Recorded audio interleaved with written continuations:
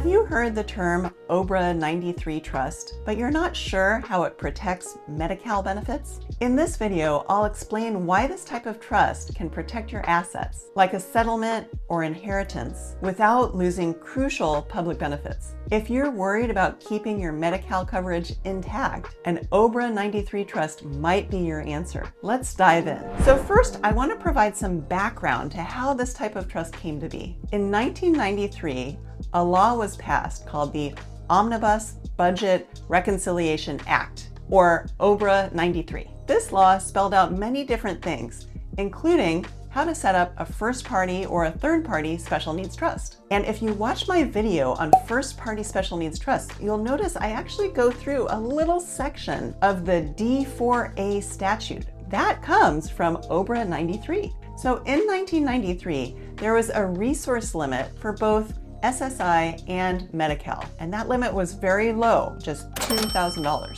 So if someone received a settlement outright or an inheritance outright, and they were receiving SSI or Medi-Cal, they needed to use a first-party special needs trust to protect those benefits. And the first-party special needs trust basically had to say that the beneficiary can't access the money at all, and they can't act as trustee, or else the trust assets are countable assets, and they count towards that $2,000 asset limit. Also, upon the beneficiary's death, Medi-Cal gets to bring a reimbursement claim against anything remaining in the first-party special needs trust. So it's not ideal. So let's fast forward now to 2024, when California eliminated the asset limit for Medi-Cal. There's no $2,000 asset limit anymore, which is amazing. I did a video on this, by the way. It's called Medi-Cal Updates for 2024, What You Need to Know. Please check it out. So you might be thinking, this is great! If you're receiving Medi-Cal, but not SSI, you can just receive your inheritance or settlement outright. And that doesn't interfere with your Medi-Cal benefits. And you don't have that pesky Medi-Cal payback provision that you have in a first-party special needs trust. So you know that the remaining money is going to where you want it to go upon your death. But not so fast. Medi-Cal still has an income limit, which in 2025 is just below $1,800 a month. If you go over that limit with either earned income or unearned income, you have to pay a share of cost, which is like a deductible or premium, and it's a punishing amount. I have a video on share of cost called 2024 Medi-Cal Share of Cost, which talks all about how share of cost is calculated, if you want to learn more about this. Now, there was a recent law in California to change how share of cost is calculated, but as of the recording of this video, it hasn't been implemented yet. It hasn't been funded.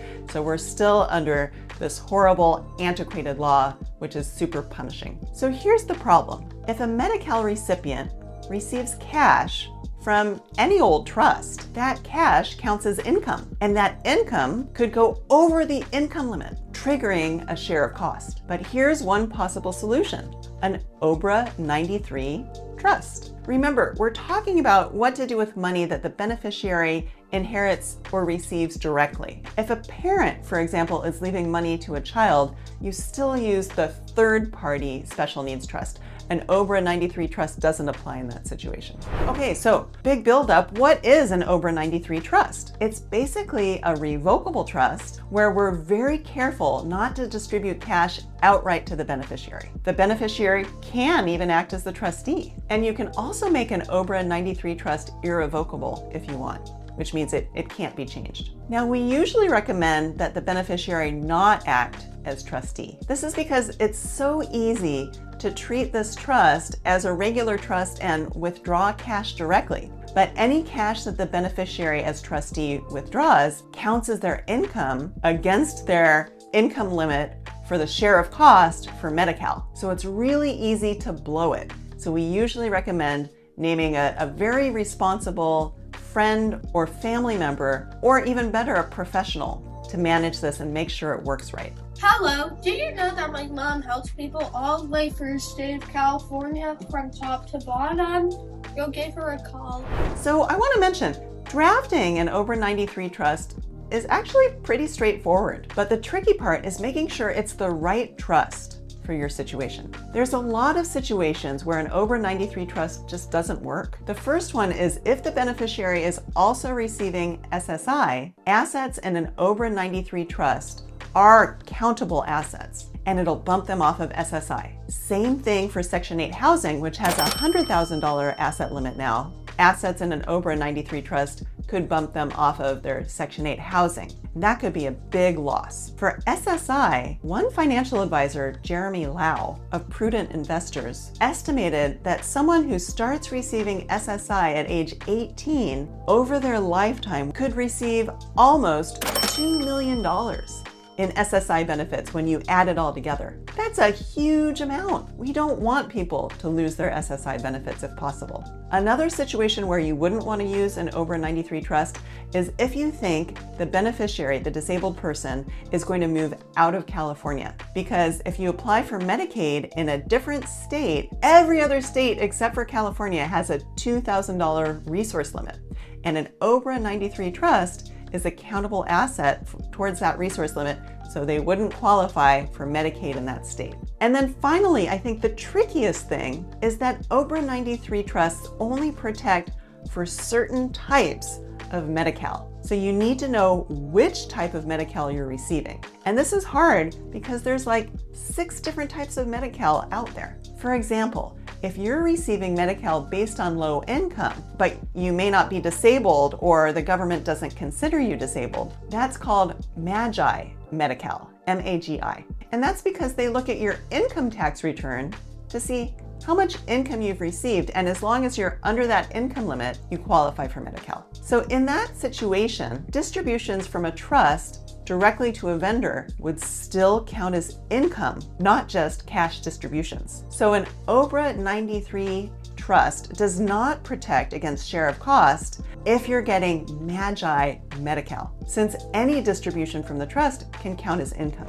Now compare that to what we call federal poverty level Medi-Cal, which is where you need to be disabled and have an income of under $1,800 a month. For that type of Medi-Cal, they only count cash distributed directly as income. Payments to vendors do not count as income. So you have to figure out which type of Medi-Cal you receive. That can be really hard to do. Now, I want to reiterate that an OBRA 93 trust is not intended as a substitute for a third-party special needs trust. If you're setting up a special needs trust for a loved one with disabilities, you should still set up a third-party special needs trust for them. But if you come into your own money and you receive Medi-Cal benefits, but not benefits that look at your assets, like SSI or Section 8 housing, instead of creating a first-party special needs trust to hold your assets, you might be able to create an OBRA 93 trust. Finally, I want to remind you that OBRA 93 trusts are really new.